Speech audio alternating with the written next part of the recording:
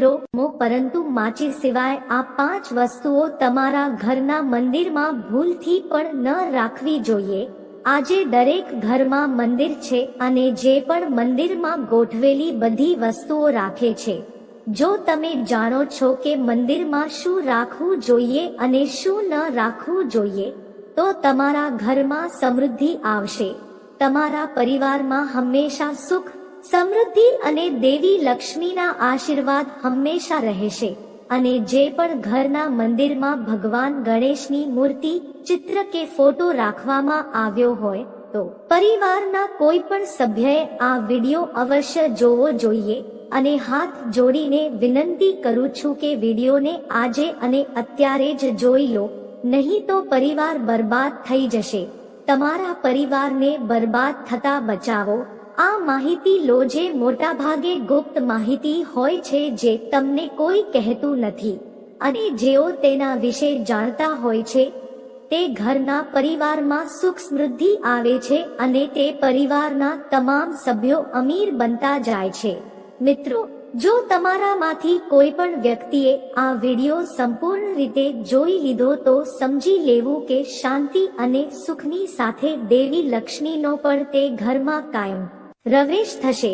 આજે પણ આ આધુનિક સમયે ઘણા લોકો એવા છે જે ઘરમાં મંદિરની સામે આવા ઘણા કાર્યો કરે છે, જેના કારણે પરિવાર પર દુઃખનો પહાડ આવી જાય છે. તમે જોઈ શકશો કે આ તે લોકો છે જે ઘરમાં મંદિરની સામે તેઓ ખોટા સંબંધો બનાવે છે. અને મિત્રો, કેટલાક એવા પતિ પત્ની છે જે ઘરમાં કોઈ સ્થાનની પરવા નથી કરતા. જ્યારે પણ તેમને મન થાય છે ત્યારે તેઓ પતિ સાથે સંબંધ બાંધવા લાગે છે. આજે પણ આવા પતિ પત્ની છે કે જે ન તો તે સમય કે સ્થળ જોતા હોઈએ છીએ, કંઈ દેખતા નથી, અને જે આવું કૃત્ય કરે છે તેનો પરિવાર બરબાદ થઈ જાય છે.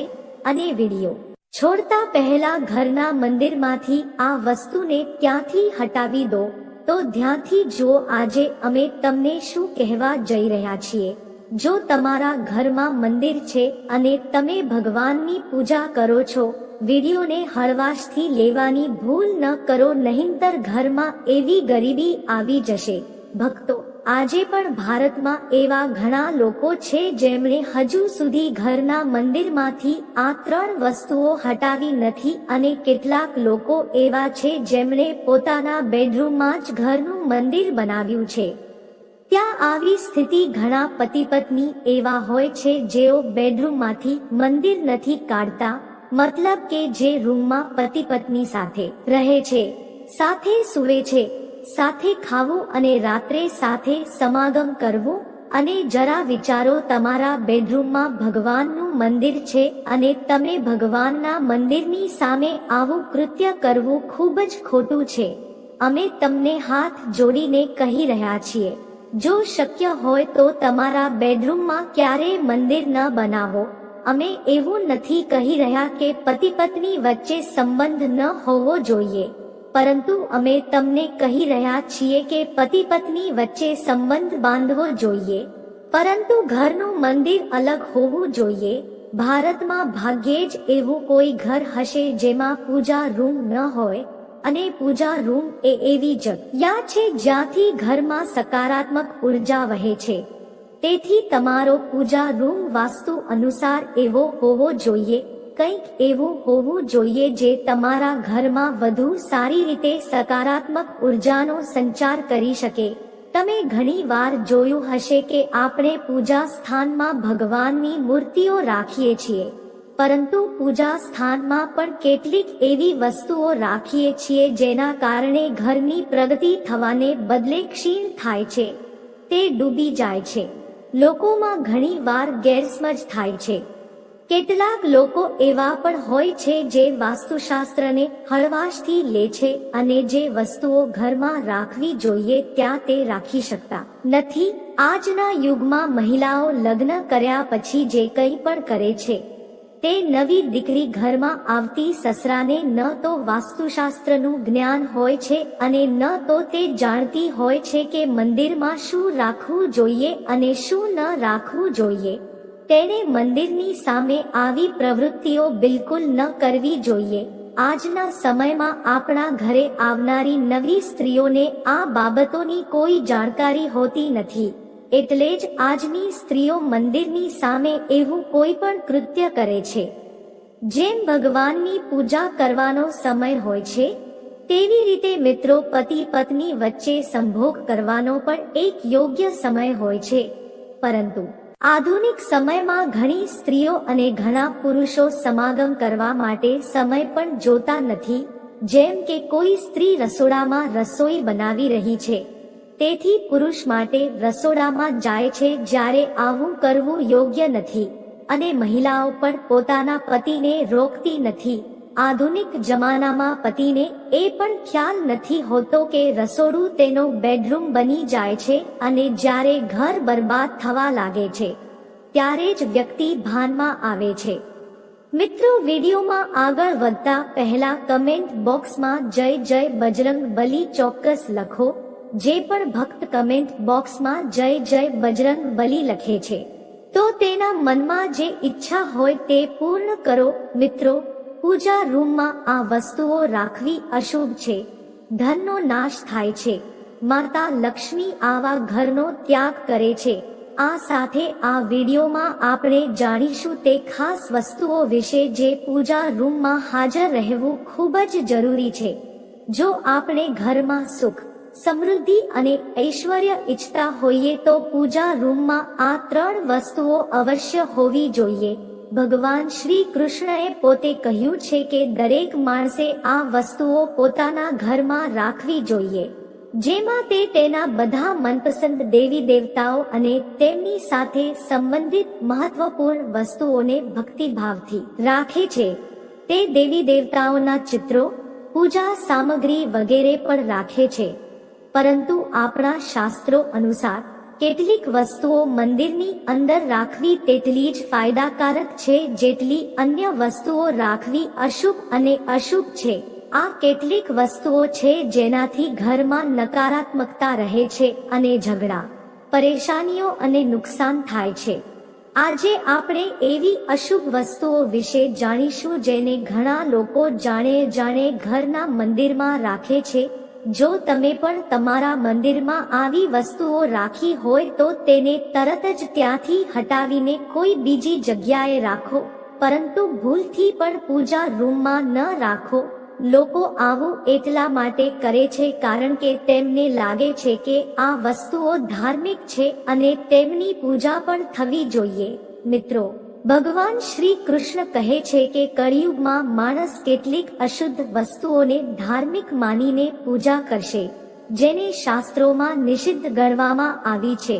ભગવાન શ્રી કૃષ્ણએ પહેલેથી જ ભવિષ્યવાણી કરી હતી કે કળિયુગમાં માણસ અશુદ્ધ વસ્તુઓની પૂજા કરશે અને ધૂપ દાન કરશે.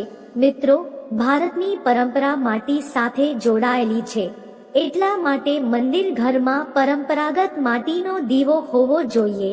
જો તમે માટીનો દીવો રાખી શકતા નથી તો તાંબા અથવા પિત્તળના દીવાનો ઉપયોગ કરો. જો તમને ભગવાનમાં ખૂબ જ શ્રદ્ધા હોય તો તમે ઉપલા એટલે કે ગાયના હાણમાંથી બનેલું હાણું મૂકીને ગોળ અને ઘીનો ધૂપ પણ ચઢાવી શકો છો. આવું કરવાથી ઘરમાં ખુશીઓ આવશે, શાંતિ રહે છે. બીજી વસ્તુ સ્વાસ્થ્ય છે.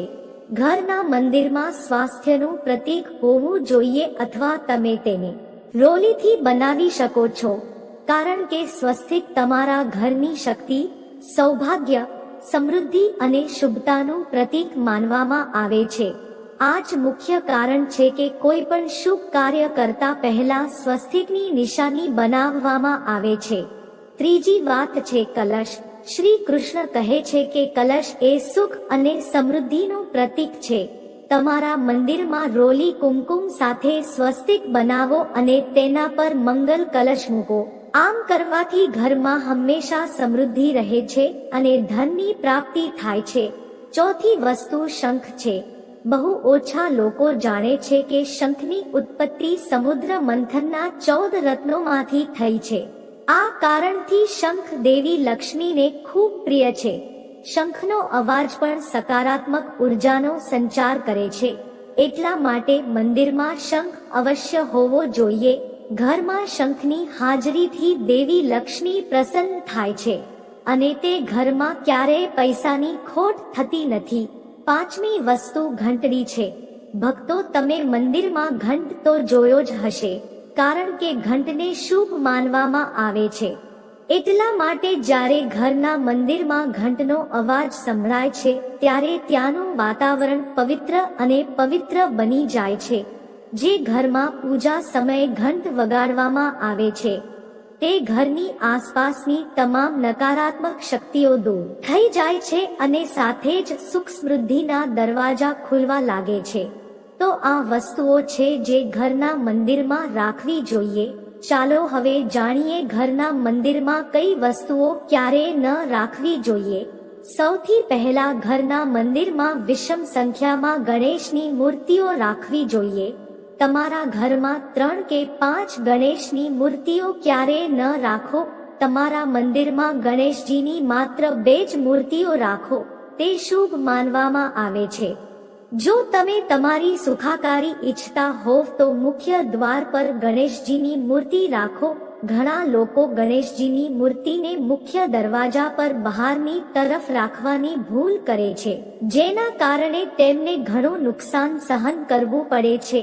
જો તમે ઈચ્છો તો તમે તેને મુખ્ય દરવાજાની બંને બાજુએ મૂકી શકો છો અથવા પછી તેને મુખ્ય દરવાજાની અંદરની બાજુએ મૂકી શકો છો, પરંતુ તેને બહારની તરફ ક્યારેય ન રાખો. બીજી વાત છે તૂટેલા ચોખા. તમારા મંદિરમાં ક્યારેય તૂટેલા ચોખા ન રાખો. આ ઉપરાંત જૂના ચોખાને લાંબા સમય સુધી મંદિરમાં ન રાખો. તેનાથી નકારાત્મક ઉર્જા ફેલાય છે. એ પણ ધ્યાનમાં રાખો કે મંદિરમાં રાખેલા ચોખાને હળદરમાં પલાળી રાખ્યા પછી જ તેનો ઉપયોગ કરો. તેનાથી વધુ શુભ ફળ મળશે. ત્રીજી વસ્તુ પૂર્વજોની તસવીર છે. મિત્રો, જો તમે ઘરમાં તમારા પૂર્વજોની તસવીર મંદિરમાં રાખો છો, જો એવું થયું હોય તો તેને તરત જ ત્યાંથી હટાવી દો, કારણ કે વાસ્તુશાસ્ત્ર અનુસાર પ્રાર્થના ખંડમાં મૃત સ્વજનોની તસવીરો રાખવી અશુભ માનવામાં આવે છે. તે અશુભ પરિણામો તરફ દોરી જાય છે. મૃત સ્વજનો પૂજનીય અને આદરણીય હોય છે, પરંતુ તેમનો દરજ્જો દેવતા જેવો નથી. ઘરમાં મૃત સ્વજનોની તસવીરો ન રાખવી જોઈએ. તેને પૂજા રૂમમાં રાખવાથી પૂજા ખંડનું વાતાવરણ પણ પ્રદૂષિત થઈ જાય છે, જેનું અશુભ પરિણામ આપણને ભોગવવું પડે છે. ઘણા લોકો પૂજા ખંડમાં સંતોની મૂર્તિઓ અથવા સંતોના ચિત્રો રાખે છે, પરંતુ આવું કરવું અશુભ માનવામાં આવે છે. જો તમે ઋષિમુનિઓમાં માનતા હોવ તો તમે તેમની તસવીરો દિવાલ પર લગાવી શકો છો, પરંતુ ભગવાનની સાથે તેમની મૂર્તિઓના ફોટા ન રાખો. ભૈરવજી અને શનિદેવની મૂર્તિઓને પૂજા સ્થાનમાં ભૂલથી પણ ન રાખો. માં લક્ષ્મીની સ્થાયી મૂર્તિની પણ પૂજા ન કરવી જોઈએ. માં લક્ષ્મી હંમેશા બેઠેલી મુદ્રામાં હોવી જોઈએ. આમ આપણે આ મૂર્તિઓને પૂજા રૂમમાં ન રાખવી જોઈએ. ચાલો હવે જાણીએ બાકીની વસ્તુઓ વિશે જે તમારા પૂજા રૂમમાં રાખવી જોઈએ. પૂજા ઘરમાં આ વસ્તુઓ અવશ્ય હોવી જોઈએ. ઘરમાં ધનની વર્ષા થાય છે. આવા ઘરમાં માં લક્ષ્મીનો વાસ રહે છે. પ્રથમ વસ્તુ, આપણા શાસ્ત્રોમાં ગંગાજળને ખૂબ જ પવિત્ર માનવામાં આવે છે. એટલા માટે પૂજા સ્થાનમાં ગંગાજળનું હોવું ખૂબ જ જરૂરી છે. ગંગા નદી તમામ પાપો અને રોગોનો નાશ કરે છે.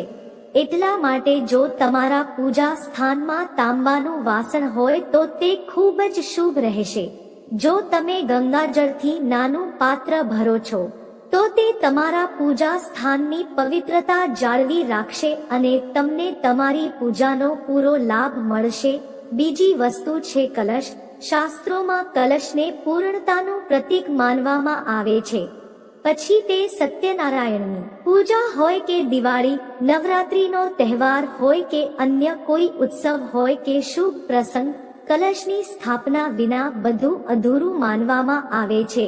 કલશનો ઉપયોગ દેવતાઓને આહવાન કરવા પૂજામાં થાય છે. ભગવાનની સામે તાંબાના કલશમાં પાણી રેડવામાં આવે છે.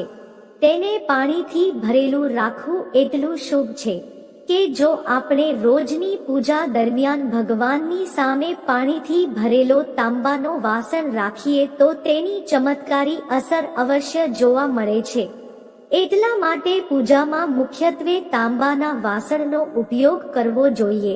જો કોઈ સામગ્રીની અછત હોય તો અસ્વસ્થ થશો નહીં અથવા પૂજા અધ્વચ જ ન છોડો.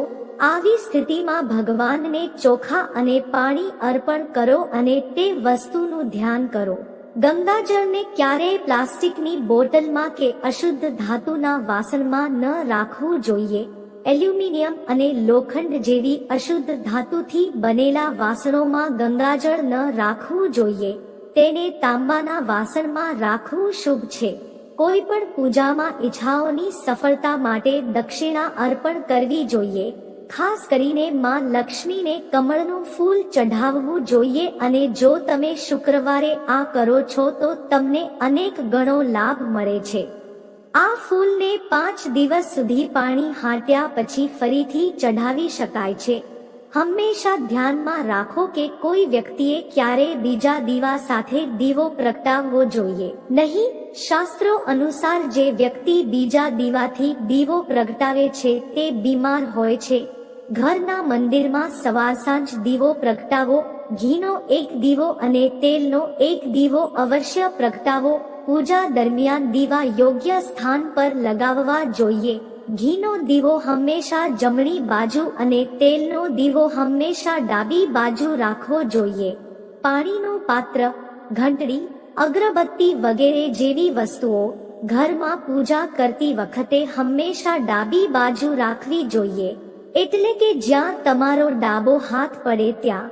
દરેક સ્ત્રી અને પુરુષે પૂજા કરતી સમયે પોતાનું માથું અવશ્ય ઢાંકવું જોઈએ અને સાચી શ્રદ્ધા સાથે 2 મિનિટ મંદિરમાં બેસીને પોતાના સારા માટે પ્રાર્થના કરવી જોઈએ. તેથી જ ઘરમાં સુખ સમૃદ્ધિ આવે છે અને દેવી દેવતાઓના આશીર્વાદ પ્રાપ્ત કરી શકાય છે. ભક્તો, આ પૂજા સાથે જોડાયેલી કેટલીક બાબતો હતી જેનો ઉલ્લેખ આપણા શાસ્ત્રોમાં કરવામાં આવ્યો છે.